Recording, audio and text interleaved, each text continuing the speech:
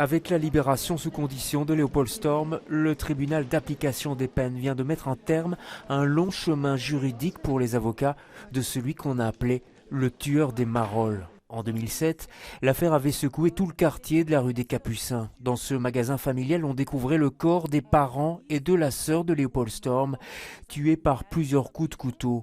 Principal suspect, le jeune Storm est condamné en 2010 à 26 ans de prison. Il avait 22 ans. Nous sommes 7 ans plus tard, il a purgé le tiers de sa peine, il sort libre, sous condition, mais sans bracelet électronique.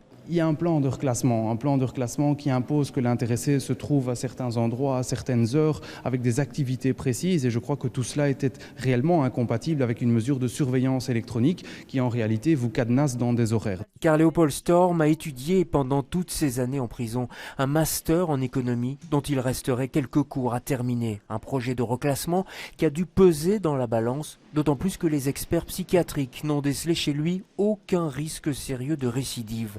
Léopold Storm a toujours nié le crime dont on l'accuse, ce qui fait de cette affaire une énigme. Ce dossier est une énigme parce que je n'ai pas plaidé le dossier à la cour d'assises, mais le tribunal est parti de cette vérité judiciaire. Et cette vérité judiciaire, force est de constater qu'il l'a toujours contestée et qu'aujourd'hui, en 2017, quelque part, sa position est toujours la même, c'est-à-dire qu'il clame son innocence. S'il n'y a pas de pourvoi en cassation, Léopold Storm pourrait bien sortir de la prison de Nivelles ce week-end, avec toutefois des conditions comme celle d'avoir une adresse fixe, de poursuivre ses études ou encore son travail thérapeutique.